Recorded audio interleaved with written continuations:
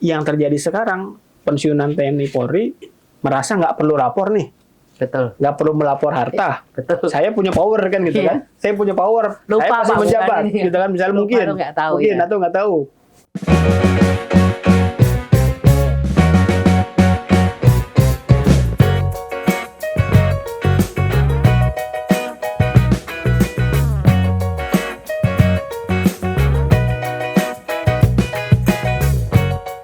Hai, jumpa lagi dengan PSE. Pensiunan selalu sehat, sejahtera, dan tetap energik. Untuk kali ini, bintang tamu kita adalah Bapak Sani Arya Wicaksono. Beliau adalah seorang konsultan pajak.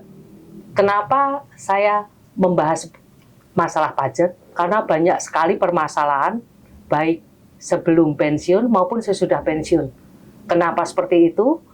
Apalagi masyarakat kita, seorang anggota Polri, seorang TNI apa dan sebagainya merasa bahwa punya power. Ngapain sih bayar pajak? Nah, banyak permasalahan sebenarnya yang akan kita bahas untuk kali ini. Selamat siang Pak Sani. Ya, siang Bu. Pak Sani. Dewanti. Pak Sani, saya itu pengen tahu karena Pak Sani itu saya lihat itu seorang yang muda, energik, Ya. dan kemudian dari yang zona nyaman pindah, berani Iya. mundur dari zona nyaman itu Pak Sani. Ya. Pada tahun berapa Pak Sani misalnya mendirikan untuk kantor pajak? Oke, jadi sebenarnya gini. Aku pertama lulus kuliah itu 2013. Terus kemudian kita mulai 2007. 2007 lulus kuliah. Kemudian kita kerja di kantor, pindah. Tapi dari 2007 itu selalu bagian pajak di perusahaan itu 1 tahun di kantor Deloitte dulu namanya Deloitte, itu Big Four. Big Four. Terus kemudian Big Four kantor akuntan ya. Terus kemudian 2008 sampai 2012 itu kita di kantor namanya Big Four juga, itu di Grant Thornton. Bus. Jadi kerja umur 23, 26 udah jadi tax manager. Tapi tax manager di kantor akuntan besar, bukan di kantor biasa ya. Jadi aku umur 26 jadi tax manager, umur 29 baru decide untuk buka kantor sendiri. Terus kantor kita di Rasuna Said ada, di Kuningan, di Menara Duta. Bahkan yang punya gedungnya itu klien kita sekarang. Nah, terus sama di Jati Asih, itu kantor pertama kita. Jadi kita bagi jadi 2 scope. Dari 2 scope. Ya. Mungkin ini Pak Sani. Jadi untuk kita yang istilahnya dari ini ya, dari TNI Polri ya. Ya. Kadang-kadang kita kan tahu bahwa pajak itu apa sih? Kita kan kadang-kadang terlena. Ngapain sih bayar pajak? Itu kan udah urusan dari bagian keuangan. Iya. Nah, gimana Pak Sani ini? Oke, jadi gini Bu. Ini menarik. Karena klien kita ini sebenarnya dari kalangan TNI itu ada yang bintang 3 juga. Sepanjang pangkat terendah atau pangkat tertinggi, sepanjang kita ada namanya penghasilan tidak kena pajak. Jadi kalau gajinya sebulan itu masih di bawah 4.500.000, itu sebenarnya kita nggak wajib lapor. Secara undang-undang memang mengatakan bahwa di bawah penghasilan tidak kena pajak tidak wajib lapor kan gitu kan. Nah, kalau gajinya di atas itu, mau apapun itu, pangkatnya seperti apa, pangkatnya masih, kalau di pajak, kalau di TNI itu ada ini Bu ya, apa, Bintara gitu ya? Ya, Bintara, Ya. Perwira. Kemudian Perwiranya juga dibagi sebenarnya sih dari bawah Tamtama Pak. Tamtama, kemudian Bintara, kemudian Perwira. Perwira itu ada perwira menengah. Perwira pertama, maaf Pak. Perwira pertama itu Ibda, ya, Litu itu, kemudian perwira menengah, ya, kemudian perwira tinggi, seperti Jenderal dan sebagainya. Gimana Pak untuk lapor pajaknya? Jadi sepanjang penghasilan, saya bilang penghasilan karena penghasilan itu terdiri dari komponen gaji dan tunjangan.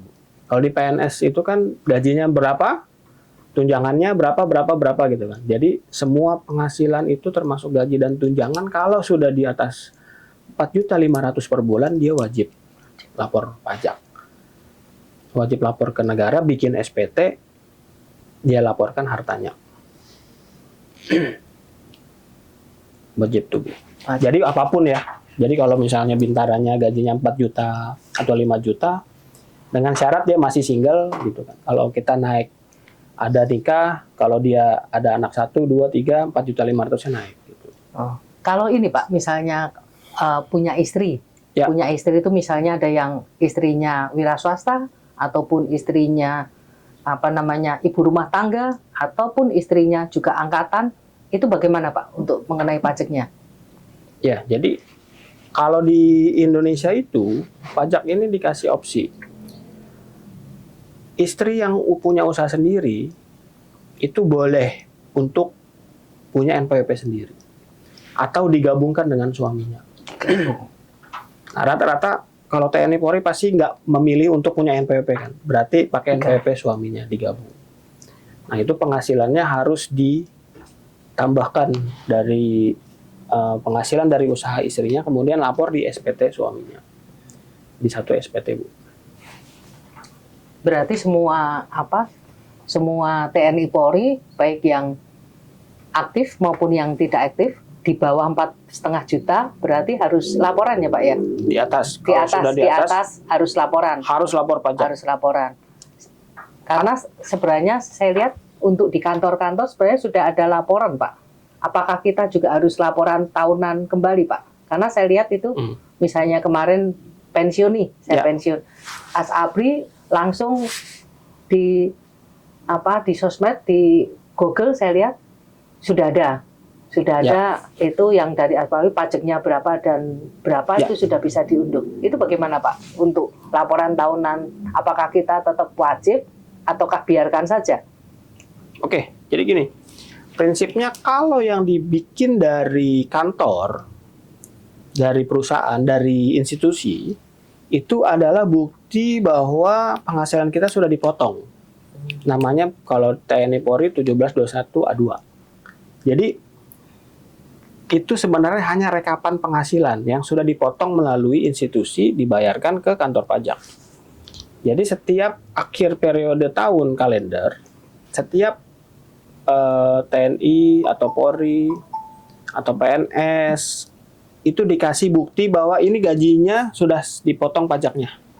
Itu hanya slip bukti pemotongan.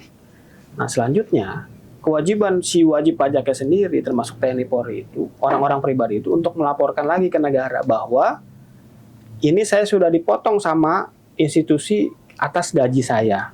Cuma harus ditambah dengan harta apa yang saya beli gitu. Jadi kalau dilapor ke negara itu laporan hartanya sebenarnya dan penghasilannya. Tapi kalau yang dibikin oleh institusi adalah bukti penghasilan.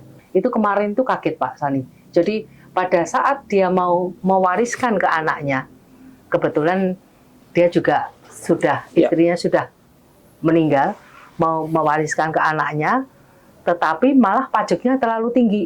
Nah itu kenapa kok ini rumah-rumah saya mau wariskan aja terlalu tinggi, mau hibah terlalu tinggi.